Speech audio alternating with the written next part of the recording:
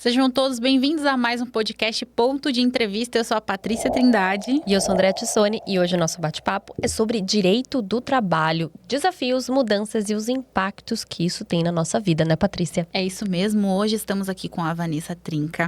Ela é especialista em direito do trabalho, empresária e advogada trabalhista por paixão. Ela tem 15 anos de experiência na área e hoje ela vai ajudar a gente a entender um pouquinho essas questões que afetam não só as empresas, mas também os trabalhadores. Vanessa, muito obrigada pela sua participação aqui no Ponto de Entrevista. É um prazer ter você aqui com a gente. Obrigada, gente. Eu quem agradeço, viu, aí o convite. E para começar, eu queria saber, você sonhava em estar no direito criminal. Qual foi a virada de chave aí que fez você despertar o interesse e a paixão por direito trabalhista? Na verdade, o que eu digo é que o direito do trabalho foi ele quem me escolheu, né? Logo no primeiro ano da faculdade, eu consegui um estágio em direito do trabalho. E aí eu descobri que os direitos sociais em si, né, era o que eu queria. Porque o direito do trabalho, ele está no nosso dia a dia o tempo inteiro. Todo mundo vive o direito do trabalho. Ele impacta diretamente nas nossas relações. E aí eu descobri uma paixão e nunca mais larguei, né? Já são 17 anos atuando na área e seguimos, né? Não pretendo largar jamais. E você já atuou bastante em casos, né, de trabalhos e ações milionárias. Qual a experiência que mais marcou a sua trajetória e o porquê? Olha, eu sempre atuei com muitas ações de altíssimos valores, né? E as ações, assim, que sempre impactam demais são as ações que decorrem de acidente de trabalho. Essas ações são sempre as mais impactantes, independentemente do lado que você esteja, seja do lado do empregador ou seja da parte empregada, né? Eu já lidei com muitas ações com morte. E assim, você ter uma ação com morte, ainda que você defenda o empregador, é uma ação sempre que, né, vai além ali só do direito, né? Ele não é só a técnica, só a defesa. Então, as ações com morte são sempre muito impactantes, sejam elas quais forem. Eu já lidei com diversas, né? Ações de acidente que tem amputação de membros, né? Então, todas essas ações muito complexas eu já lidei, né? Sempre foi prática do meu cotidiano. Então, essas são as ações que mais me marcaram, assim, né? E as ações milionárias de empresas que envolvem Ministério Público, essas coisas todas, né? Que a gente não imagina, mas assim, é muito dinheiro envolvido, né? São condenações exorbitantes, né? De empresas multinacionais, essas coisas todas. Então, sempre são ações muito complexas, que dependem muito tempo de dedicação, experiência, essas coisas todas, né? E que eu atuei sempre, né? Sempre atuei com parte estratégica de direito do trabalho, então sempre fiquei à frente desse tipo de ação.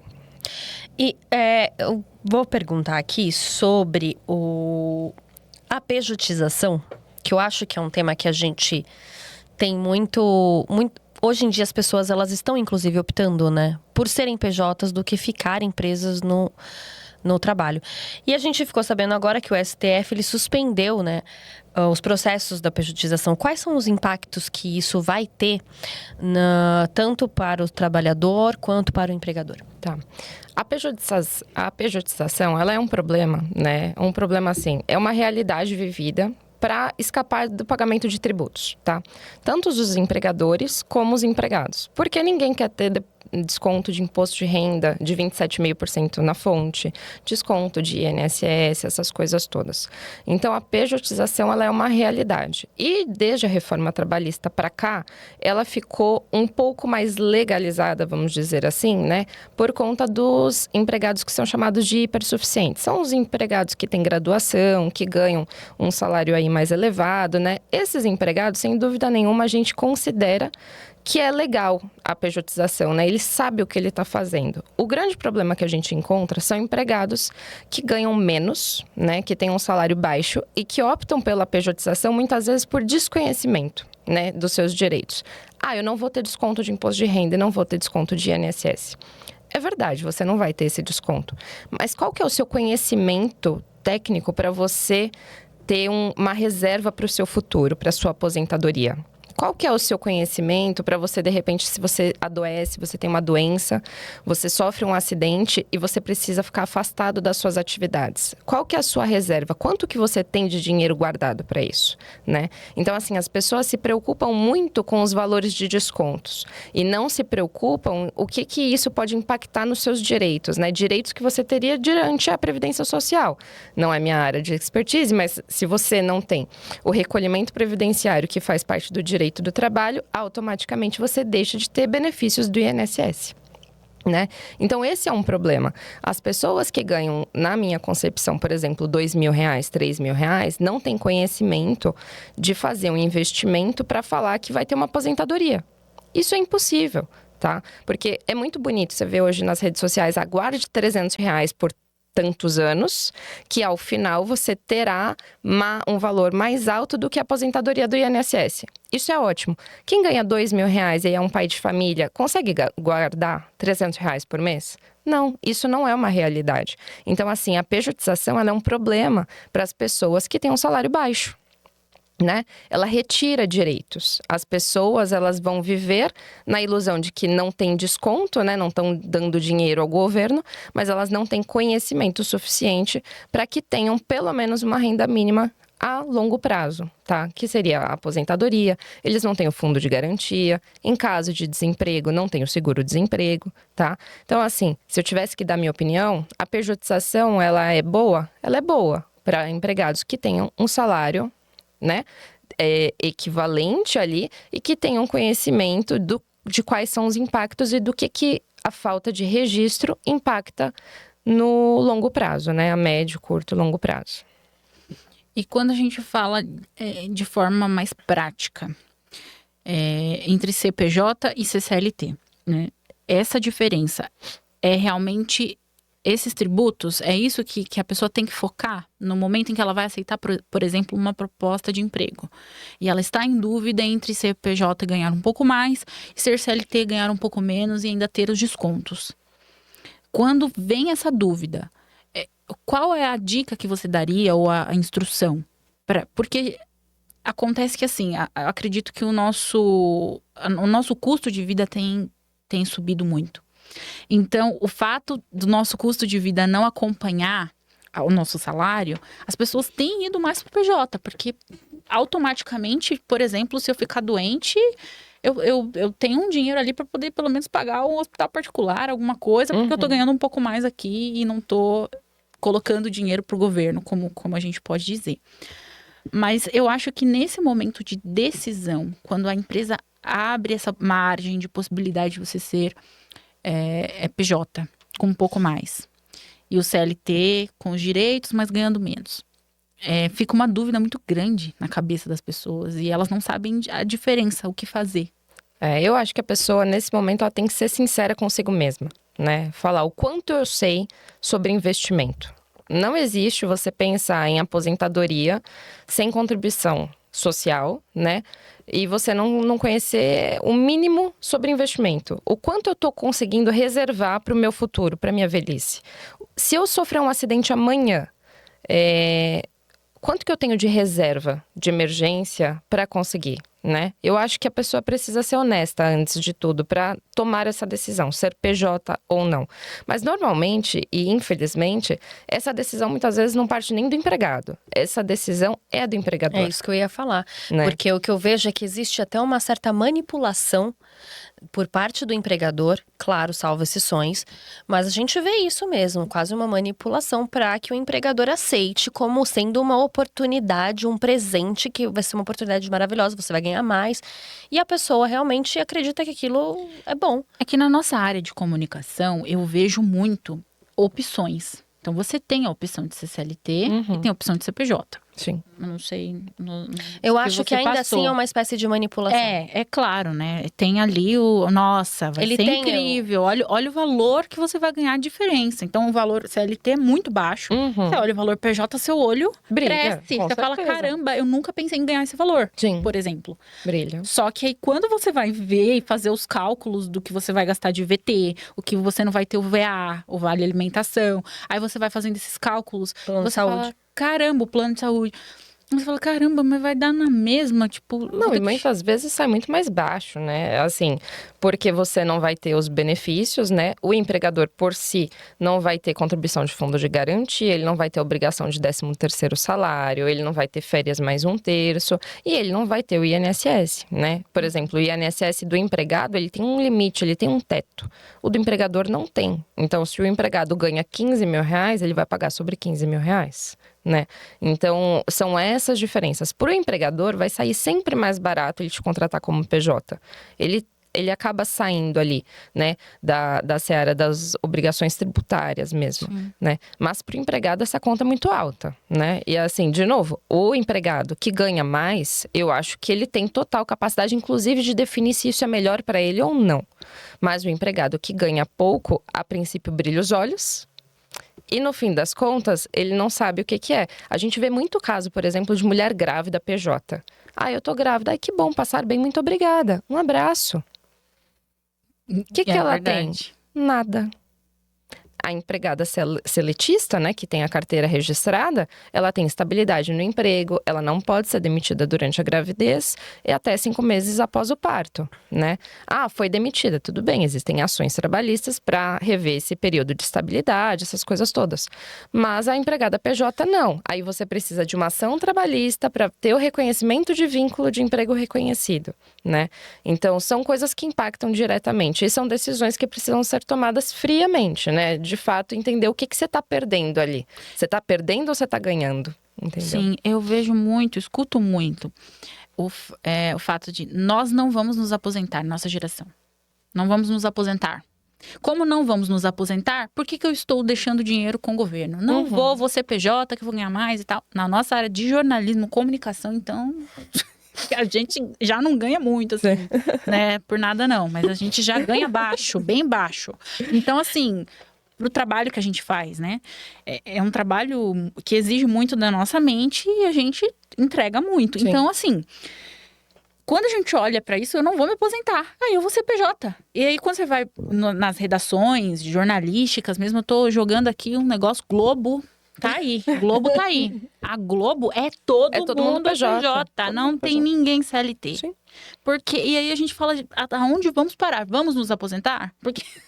que a gente fica realmente com medo. A expectativa é que todo mundo se aposente, né? Mas há sempre o murmurinho de que a Previdência não vai conseguir se sustentar até a nossa aposentadoria. Sim. Aí a gente só vai descobrir daqui a alguns anos, né? Isso daí ninguém consegue. Meu Deus, por que na minha vez? Na minha vez. Por quê? Porque aí vem o desespero.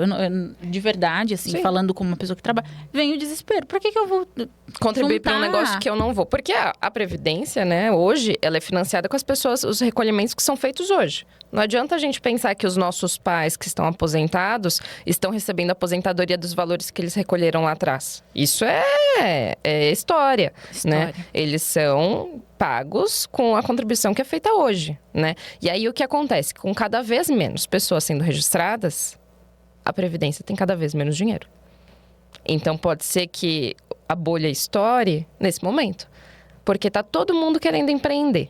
Tá todo mundo querendo ser PJ. Ninguém mais quer pagar imposto.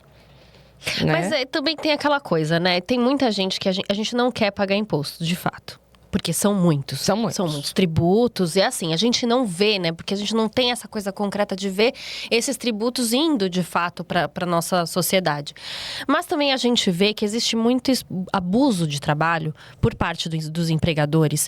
E tem muita gente, falo até por mim em alguns momentos, que eu optei por ser PJ porque eu não queria mais ficar sofrendo esse tipo de abuso dentro do trabalho, do ambiente de trabalho, do ambiente corporativo, que às vezes é massacrante. Então existe também esse lado, né, desses abusos do empregador por parte do empregador de uma outra geração que tolerava muito e que acreditava que trabalhar duro, chorar no banheiro escondido e vamos continuar trabalhando, rendendo, produtivo, você tem que performar. As pessoas da outra geração, e até da minha, millennial, a gente acreditou nisso, mas a gente vê que hoje as pessoas não estão mais tolerando esse tipo de coisa. Não toleram, tá? Essa semana eu estive conversando, inclusive, com colegas. exatamente sobre isso. O que é certo e o que é errado? Será que nós éramos os errados? Porque a gente via as pessoas, entrava no primeiro emprego, ficava 30, 35 anos, recebiam relógios de ouro por aniversário de empresa, né, essas coisas, e após se aposentavam, tinha um registro na carteira. A geração de hoje, ela tem um turnover muito alto, né? Hoje, o Ministério do Trabalho e Emprego, ele divulgou uma nota, né? De que, mais ou menos, as pessoas ficam no mesmo emprego por 19 meses. Isso é muito pouco. A faixa etária de 19 a 24 não chega a 9 meses. E a gente está falando de uma geração que antigamente entrava e se aposentava no mesmo lugar. O que aconteceu? Mudaram os direitos, Não, hoje as pessoas conhecem mais os seus direitos, né? Hoje se fala mais. Hoje a gente tem as redes sociais, a gente tem ChatGPT, a gente tem tudo isso. E tudo isso fomenta muito a nova geração a falar por que eu vou tolerar esse tipo de relação no meu trabalho, sendo que eu posso conseguir um outro trabalho que eu me pague melhor ou que respeite as normas, né? Porque o empregado de antigamente, ele não sabia direito quais eram os direitos que ele tinha, né? Ele sabia que ele tinha direito a férias, 13º, etc. Mas será que ele sabia, por exemplo, que o sindicato da categoria dele previa um benefício a mais? Que se a empresa fosse credenciada em algum programa, né? Ele teria tempo a mais de estabilidade ou de licença paternidade, licença maternidade, essas coisas. Muitas vezes eles não sabiam. A nossa nova geração, né, a geração que está vindo aí agora, a geração Z, ela é fomentada pelas redes sociais. E as redes sociais, elas trazem muitos direitos, né? Elas trazem o conhecimento do que é. Mas também tem uma coisa, a nova geração, ela não está acostumada a esperar o que antigamente estavam, né? As pessoas aguardavam promoções, as pessoas aguardavam, né? Ah, não, tudo bem, não chegou a minha vez ainda. Hoje em dia é tudo muito imediatista, né? A nova geração, ela é tomada pela dopamina o tempo inteiro. Então, ela sofre de ansiedade, né? Então, é o que eu falo, não existe certo ou errado. Não existe. A gente não tem como falar que tá certo ou errado. Ah, era certa a geração passada que ficava 30 anos no emprego e a geração nova tá errada? Não sei. Eu acho que não existe essa palavra. As pessoas hoje, o mal do século é a ansiedade, né? Burnout, muito se vê. E aí? E quem que vai ficar tomado por uma doença mental, né? Um problema psicológico dentro do trabalho, só porque você tem que ficar lá 30 anos. E eu acho que essa coisa do burnout, ela tá muito relacionada a esse limbo que somos nossa geração. Sim. Que a gente veio de pais que falavam, você tem que aguentar. Tem. Mas você vem da rede social falando, não, você não tem que aguentar. E você fica tolerando, vivendo naquela coisa. E a ansiedade aqui a mil. Então, assim, somos uma geração do burnout tá aqui. Com certeza. Sim. 2 burnoutinhos aqui. Não, e eu acho que na nossa geração, aqui, por exemplo, nós três, eu acho que a gente era mais suscetível ainda a isso. Por quê? Nós viemos justamente dessa transição. A transição de que fica muito tempo no trabalho, de que a cultura você tem que engolir sapo para crescer. Você tem que chegar lá, entendeu? E para chegar lá, você vai passar por várias coisas. Mas será que o preço é esse mesmo? Né? Tanto que agora, a partir do ano que vem, as empresas agora vão ter que se adequar. E a proteção antes, né, era ocupacional. Era muito doenças físicas, né? Você não pode ficar tanto tempo com o braço acima do ombro, tanto tempo, né? São doenças ocupacionais. Hoje, né, agora vai ter a NR1, que vai entrar em vigor no próximo ano, e as empresas vão ter que se adequar. Por quê? A saúde mental do trabalhador vai também ser pauta. O burnout vai começar a ser caracterizado como doença do trabalho. Isso é muito importante e agora eu vou até aproveitar o gancho. Então, pode causar impactos para a empresa se ver pessoas que estão com burnout, ansiedade por conta do trabalho. Muito. As empresas vão ter que se adaptar, vão ter que se adequar agora à NR1, que entra em vigor no próximo ano, e inclusive serão fiscalizadas para ver se adequaram, né? E não adequando serão multadas, né? Então, assim, vai ficar tudo muito mais complicado para eles. E justamente por conta do histórico de pessoas que estão sendo afastadas por doenças psicológicas. E hoje, o que nós temos para quem está nessa situação? Hoje, atualmente? Atualmente, você não tem nada regulamentado. Já temos caracterizados, assim, na Justiça do Trabalho, algumas doenças ocupacionais psicológicas, tá? Alguns afastamentos de ansiedade, síndrome do pânico, né? Por aquele rigor excessivo, humilhação de chefe, essas coisas todas. A gente já vê esse tipo de decisão, mas não é regra. Tá? Agora, com a nova regulamentação, vai se tornar mais fácil caracterizar. E é óbvio que as empresas vão ter que se adequar, porque senão a conta vai ser paga no Poder Judiciário. Mediante processo trabalhista, a conta vai ser paga, né? Então, assim, hoje você vê, não são muitas. Doenças psicológicas é um pouco mais difícil hoje ainda ser caracterizado na Justiça do Trabalho, mas a gente já vê que os juízes tendem já a reconhecer. E o burnout é um problema, assim, que não afeta somente os empregados. Muitos empresários sofrem de burnout, né? O burnout é a síndrome do pavio, né, assim, e ele pega todo mundo, né? É aquele trabalho que você não tem descanso pra nada, né, e etc. E isso a gente tem que parar com isso, né, É gente? aquela coisa, eu dou conta mais um pouco, eu dou conta mais um pouco. Exato, é viver no limite o tempo inteiro. O tempo inteiro a gente vive no limite, né? E isso uma hora espana, não adianta.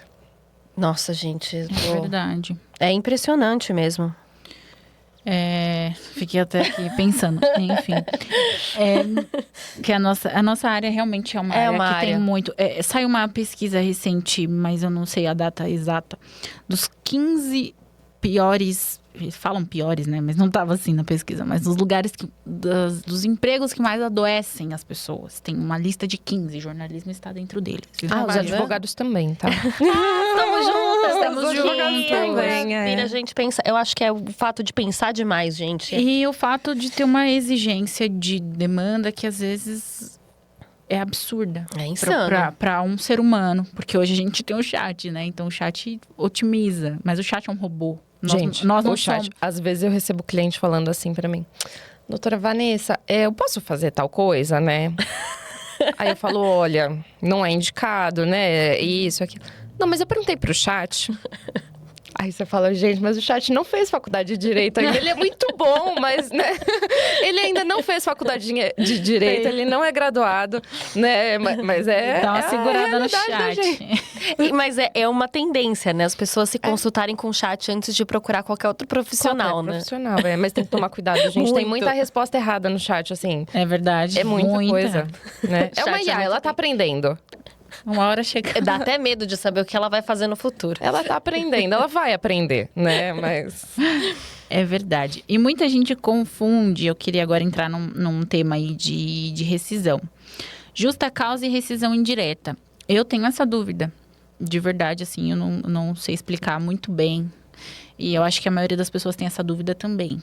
Qual é a diferença entre elas? tá. A justa causa é quando o empregado, né? É a penalidade máxima de um empregador para o empregado, tá? O empregado comete uma falta grave. Pratica assédio sexual no ambiente de trabalho. É uma falta passível de uma medida disciplinar, né? Ele aplica uma justa causa. A rescisão indireta é a justa causa ao contrário. É o empregado aplicar a justa causa no empregador, tá? Antigamente, você via muitos pedidos de rescisão indireta, né, na Justiça do Trabalho, muitos assim. Na verdade, eram poucos, mas a maior parte deles eram julgados improcedentes. Os empregados perdiam, né? Hoje, virou uma tendência, né? Assim, e isso vem muito das redes sociais, tá, gente? Do conhecimento das pessoas. Quais são os meus direitos que devem ser respeitados e o que ele não ser respeitado gera justa causa ao contrário? Como que eu aplico uma justa causa no meu empregador? Tá? É justamente isso. E aí as pessoas não sabem, por exemplo, a ausência de recolhimento de fundo de garantia. Você tem acesso ao seu... Quem é registrado, né? Tem acesso lá ao fundo de garantia, ao aplicativo. Tá faltando recolhimento. Isso é causa de rescisão indireta do empregado, né? Então, assim, mas como é que funciona? Eu chego lá e dou uma cartinha? Não, você tem que entrar com uma ação pedindo reconhecimento da rescisão indireta. Aí você tem a opção de parar de trabalhar ou continuar trabalhando, tá? Então, assim, são muitas as causas, né? A CLT, que é o que regulamenta aí o direito do trabalho no Brasil, né? Tem aí algumas hipóteses. Mas a gente não consegue ainda, a gente ainda fala muito sobre reversão de justa causa, né? Ou improcedência do pedido de rescisão indireta. Porque muitas vezes os juízes acham que não é tão grave assim. Aquela falta cometida não é tão grave assim, né? Então acaba ficando sempre ali para a decisão do Poder Judiciário mesmo. Mas assim, essa semana a gente teve notícias de uma empregada que fazia jogo do tigrinho durante o expediente. Ela foi demitida por justa causa, né? E aí a justiça manteve a justa causa dela. Gente, a gente trabalha com celular, a gente tem internet o tempo inteiro. Mas aí muitas pessoas confundem o quanto ela pode usar o telefone celular durante o trabalho, né? Você entrar no WhatsApp, de repente, sei lá, você entrar no Instagram, né? Sobrou um tempinho aqui. É uma coisa. Mas tem gente que fica o dia inteiro no celular. Uma outra empregada foi demitida por justa causa porque durante o período de atestado médico, ela foi fazer bronzeamento artificial. Quais são os limites? Isso certamente não está escrito na CLT. Ah, não, fazer bronzeamento durante o atestado médico é causa de justa causa. Não tá, mas você abusa da confiança. Então, o que você tem sempre que lembrar? Eu não posso abusar da confiança do meu empregador. Isso quebra a minha confiança, né? Quebra. Então, não faça, né? Que é uma das hipóteses de justa causa. De uma empregada que ela estava afastada por doenças psicológicas, né? E aí ela postou que ela estava na academia. A empresa demitiu ela por justa causa. Mas a academia... É razoável? Não é razoável. Você tá vendo? Nossa, a gente não, precisa mas de aí- razoabilidade. a Até mesmo academia- porque a academia ajuda. desestresse, claro. Né? E essa justa causa foi revertida. Ah, bom, tá. porque, pô, Foi pelo amor de revertido. Deus, Foi né? Tem que ser revertido. muito filho da mãe, Entendeu? gente. Não, mas Fora- aí é sacanagem do empregador. Do empregador, Claro, é muita Porque falou, sacanagem. tá bem pra ir pra academia, então... Tá bem pra vir trabalhar e sofrer abuso aqui comigo. Não, porque Justa provavelmente causa, deve ser um emprego né? abusivo Não, também, se o né? homem, ele se preocupou em ir lá A atrás. gente tá irritada militando. Se ele se preocupou, com certeza o trabalho não era bom. Com toda Não, certeza. gente, né? Por isso que eu falo, né? A justa causa, ela é muito complicada. E ela sempre vai pro Poder Judiciário. Não adianta, ela vai. E muito porque, assim, por exemplo, o empregado comete várias faltas. Ele chega atrasado, ele falta. O empregador, ele fica bravo, né? Mas o que ele faz? Ele vai enchendo o copo dele ali, ó. Enchendo o copo dele. Chega uma hora que o meu cliente liga e fala assim: Vanessa, eu vou demitir por justa causa. Mas o que aconteceu? Ah, ele bateu a porta e fez mais barulho. É tipo isso. Aí eu falo: escuta, mas isso não dá pra demitir por justa causa. Não, mas ele já fez isso, aquilo. Eu falo: ah, entendi. Fala, mas aquilo outro. Você aplicou advertência?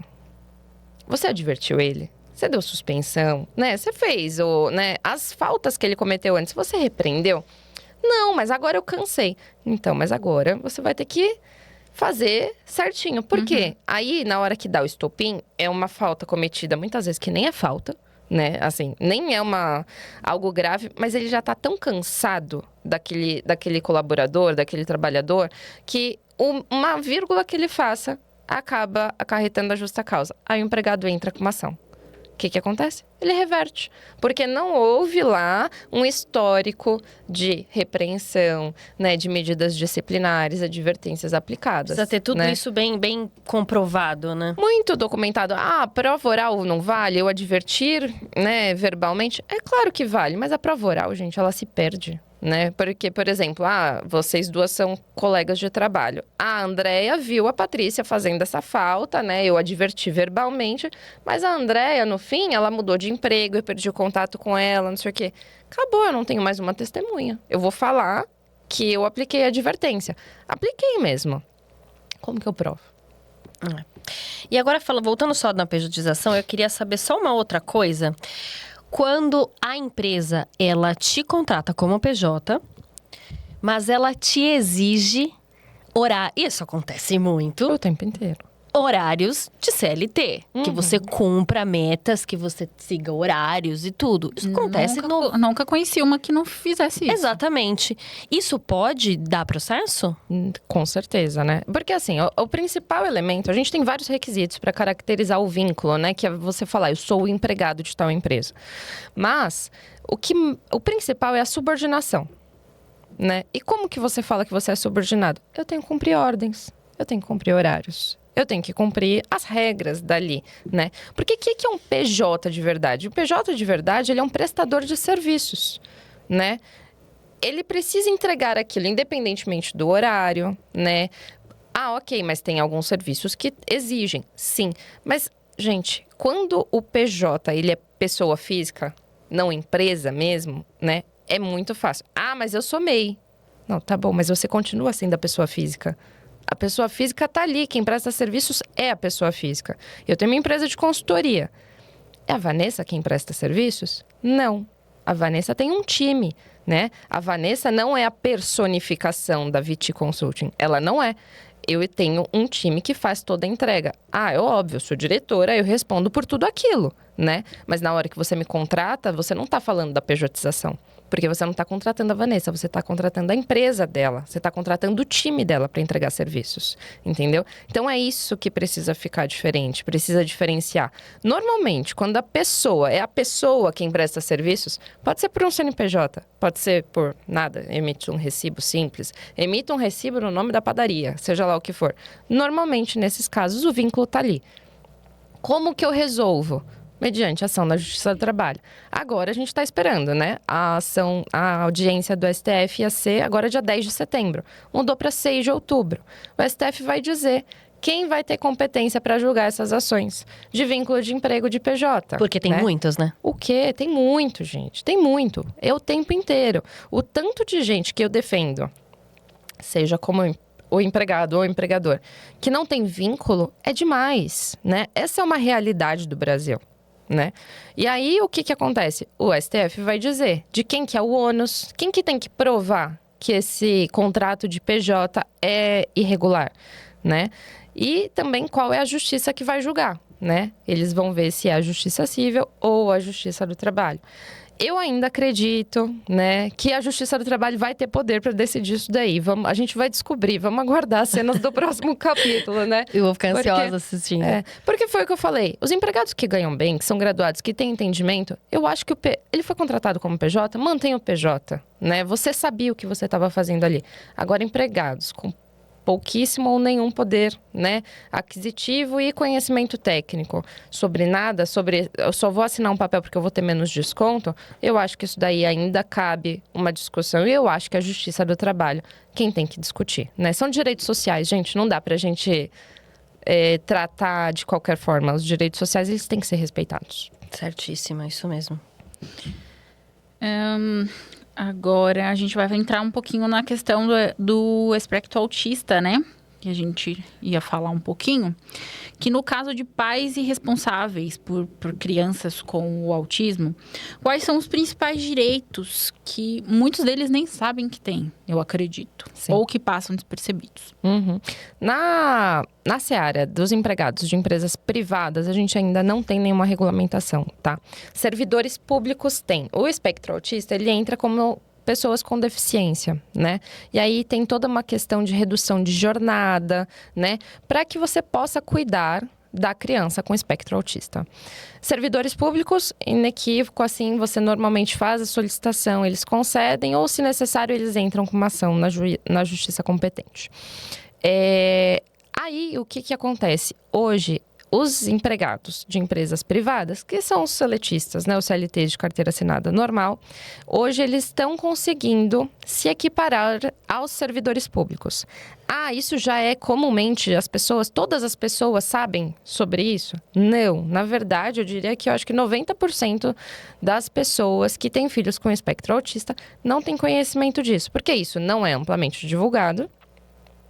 E também porque ainda não há uma legislação específica para empregados seletistas, tá? Então, o que acontece?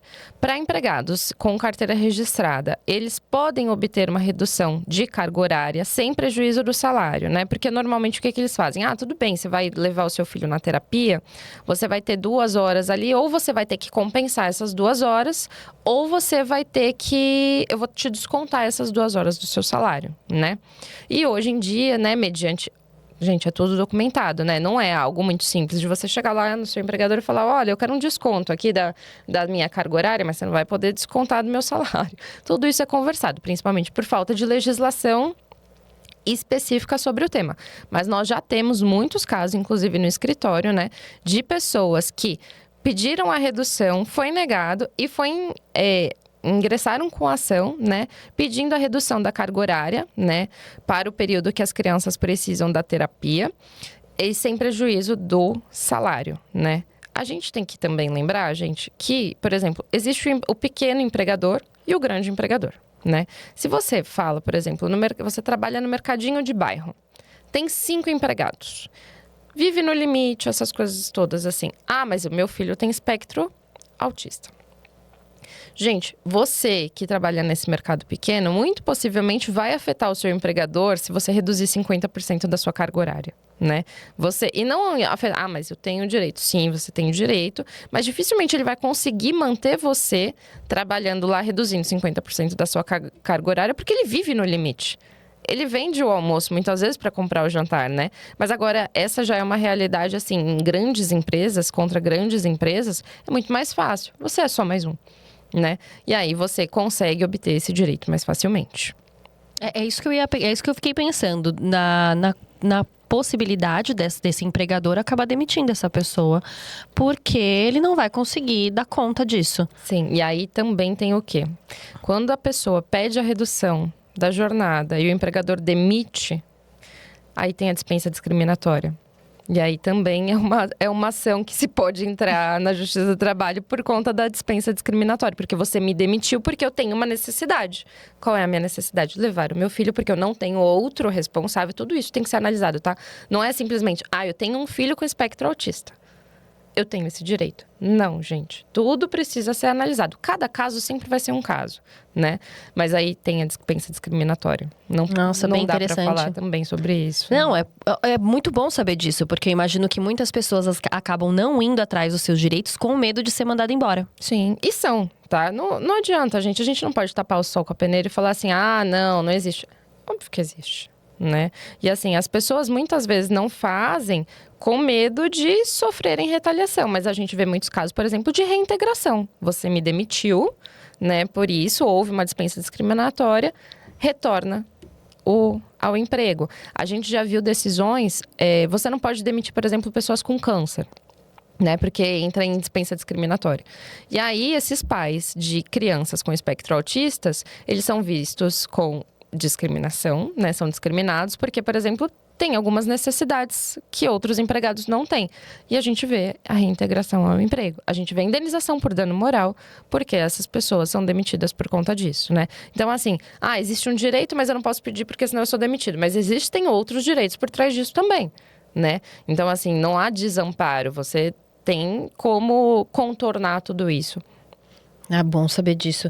E um dos seus posts que viralizou nas suas redes sociais foi justamente sobre esse tema relacionado ao espectro autista, o TEA. O que você acredita que possa ter causado tanto engajamento nisso? Olha, o que acontece? Muitas mães e pais, né, deixam de trabalhar porque têm filhos com um espectro autista, né? Porque alguns dependem muito, né? São muito dependentes, têm muitas sessões de terapia por semana. E eles deixam o mercado de trabalho por conta desse acompanhamento. E isso afeta diretamente na renda familiar, né? No poder aquisitivo, no poder de compra. Muitas vezes na possibilidade de conseguir comer mesmo. E foi como eu disse, eu acho que 90% das pessoas não sabem que elas podem ter esse direito. E aí eu acho que é essa questão que acabou viralizando. Puxa, talvez eu possa voltar ao mercado de trabalho, porque talvez eu consiga obter um direito de redução, sei lá, de 20% a 50% da carga horária, né? Tudo depende da necessidade do menor, sem prejuízo do meu salário. É uma oportunidade, na verdade, é voltar à dignidade da pessoa, né? Falar assim, eu não sou só mãe, eu não sou só pai. Eu tenho um filho com espectro autista, mas eu posso voltar a me sentir útil para outra coisa, além da maternidade, da paternidade. Então, eu acho que foi isso, assim. O post, gente, eu nem sei quantos directs a gente recebeu, né? Com consulta, pessoas querendo, né, auxílio para fazer a redução da jornada. E pessoas que falaram, eu já pedi, mas fizeram isso, né? Então, a gente está trabalhando muito com a consultoria nesse caso, né? E eu acho que isso leva muito à dignidade da pessoa humana. Isso vai devolver a dignidade da pessoa humana dos pais. É, porque os pais, eles acabam se isolando muito, né? Demais, tem Vivendo muito preconceito. a vida dos filhos, principalmente quando a gente tem, né, autistas de grau 2, suporte 3, que tem muita demanda. Os pais acabam se isolando, até da vida social mesmo, sabe? E aí eles veem que tem uma possibilidade, né? Uma luz ali pra eles. É sensacional. Agora, eu queria falar sobre, a gente fechando esse assunto, e vamos entrar num tema que tá bem polêmico agora, né? A gente vai falar sobre as mudanças no tarifaço. E os impactos que isso vai gerar pro empregador, pro empregado. Como que vai ser nos próximos meses esses direitos? Na verdade, o que a gente tem aí visto, né, é um impacto geral na economia, né? O tarifaço, com aumento de cerca de 50% de taxa, gente, sobre os produtos que são exportados daqui do Brasil, vai impactar na cadeia de emprego, né? E a gente prevê aí, mantido tudo isso, uma demissão em massa, né, do povo brasileiro. Por quê? Por exemplo, o Ceará exporta muito peixe para os Estados Unidos. Nós somos um dos maiores exportadores de café. Na hora que você taxa em 50%, reduz a exportação. Se reduz a exportação, reduz o cultivo, reduz a quantidade de matéria que você precisa fazer, né? E, consequentemente, o que você faz? Você reduz a quantidade de empregos, né? Porque se você não vende, automaticamente, você não tem como manter a quantidade de empregados que você tem. Então, a gente prevê aí, mantidas todas essas decisões, né, que são políticas, que impactam diretamente na nossa economia, e é o que eles querem que aconteça, né? A intenção é justamente essa, é impactar nos contratos de trabalho. E aí vai impactar muito nos empregados, né? Na manutenção do emprego. Toda a cadeia produtiva que tem aí coisas que são exportadas, possivelmente serão afetadas. E quanto tempo a gente diria que isso começaria a ser uma realidade? O impacto disso, eu acredito que uns 6 meses, né? Uns 6 meses do tarifaço, né? Porque é o tempo se que manter. você não consegue sobreviver. Você vai nadar contra a maré o tempo inteiro. Você vai precisar demitir. Você vai precisar desligar. E aí é a hora que o Brasil entra em mais uma crise, né? A crise tá aí. Realmente o colapso vem a partir disso. Vem.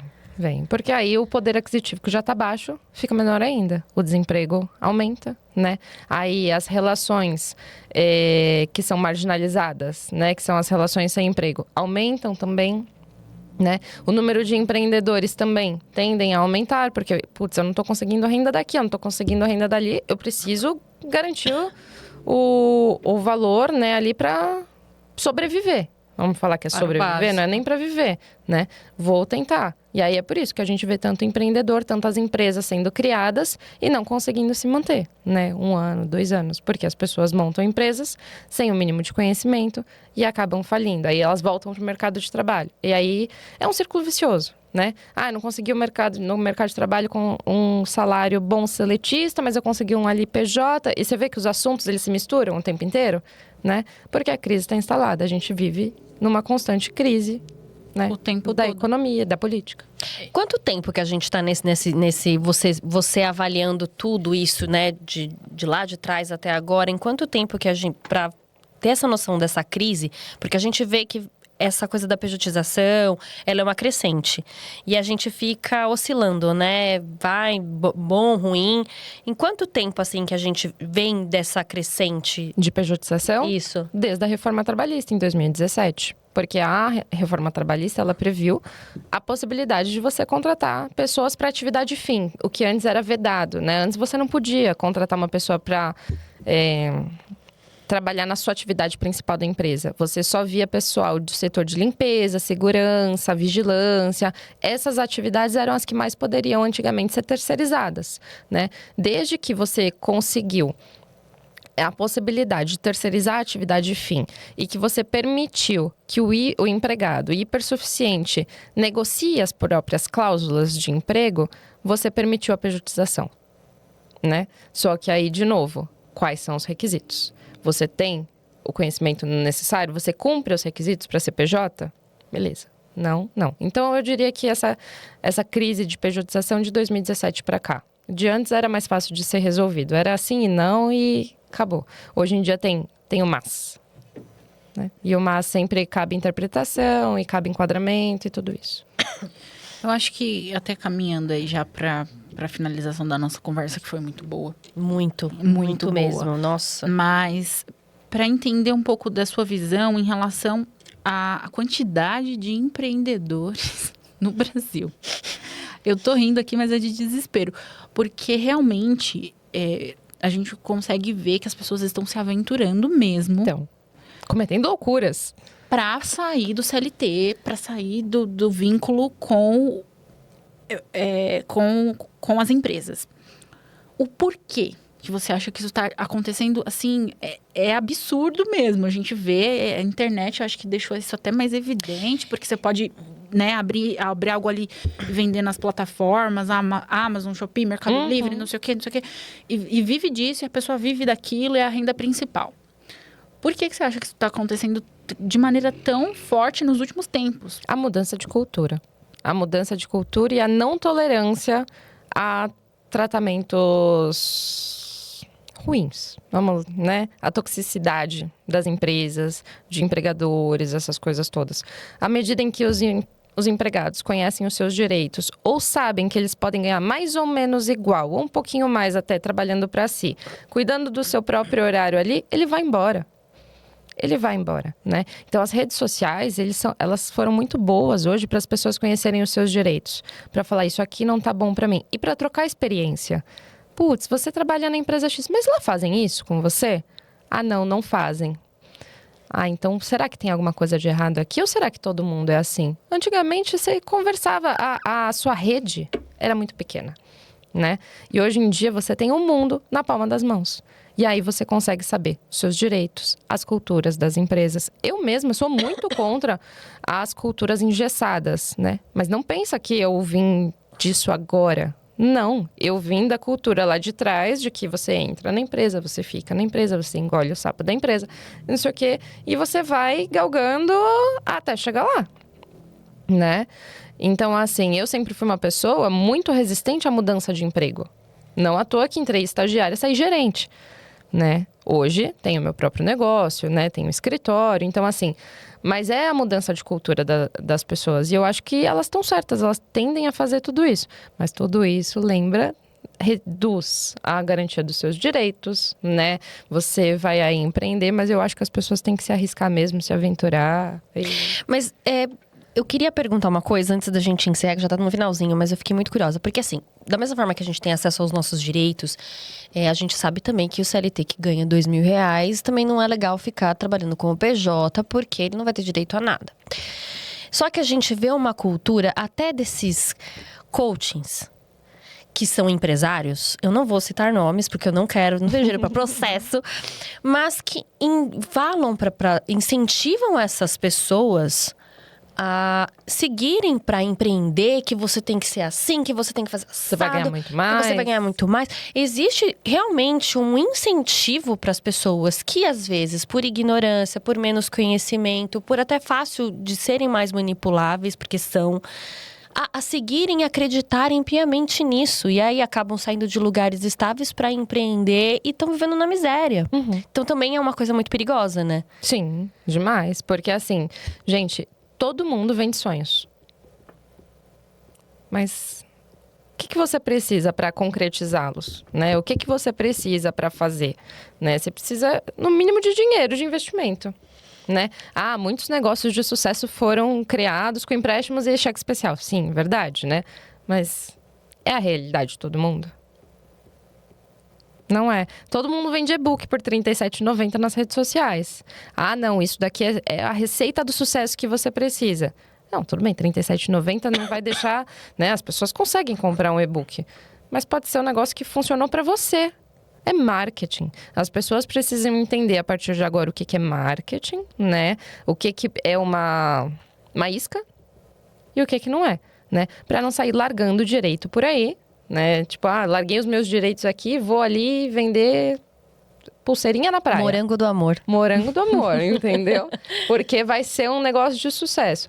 Pode ser, torçamos para que sim, Mas a gente não pode esquecer de todos os direitos que são deixados para trás, né? E que causa, de certa forma, alguma garantia, né? Não garantia de emprego, tudo isso, tudo legal, né? Mas alguma garantia ali. Eu fui demitido, eu tenho seguro-desemprego. Eu tenho meu fundo de garantia, né? Sofri um acidente, eu tenho um auxílio da Previdência Social, né? Então, tudo isso a gente não pode esquecer. E também eu acho que vale lembrar dessas coisas que são muito passageiras. Por exemplo, o e-book. Até quando isso vai se manter? Sim. Né? Não que viver da internet hoje é uma realidade para muitas pessoas e a gente acredita que isso é muito, muito possível. Não, e deve perpetuar aí, porque, né? É a realidade. É o futuro, né? É o futuro. É a nova, né, nova televisão, que a gente fala, né? Não, eu realmente. mesma não assisto mais televisão. A gente também não. Só streaming. Então, realmente, é a nova forma de se comunicar e de receber informação e tudo mais.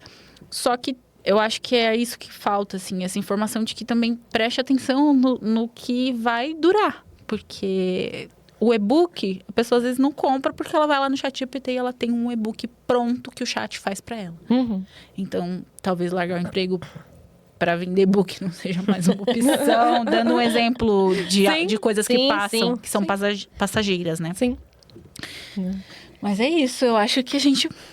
Encerrando, se você quiser passar um recadinho para as pessoas que estão assistindo a gente, para conhecerem mais sobre o seu trabalho, para quem estiver com dúvidas sobre seus direitos, né? Pode passar olhando para aquela câmera ali também. Bom, gente, eu agradeço. Foi um prazer participar do podcast do Ponto da Entrevista, né?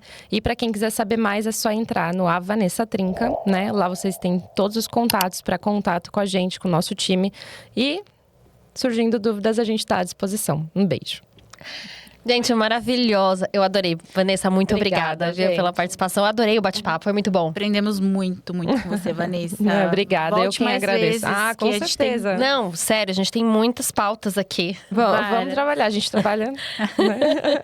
Amamos. E você compartilha esse vídeo com alguém que você acha que precisa saber um pouquinho mais dos direitos, né? Vamos lá, vamos seguir a Vanessa no Instagram dela também, porque é importante. Ela posta conteúdos lá que ensinam, que trazem luz pra gente que tá aí, né? Trabalhando tanto e às vezes não sabe dos nossos direitos, é bem importante.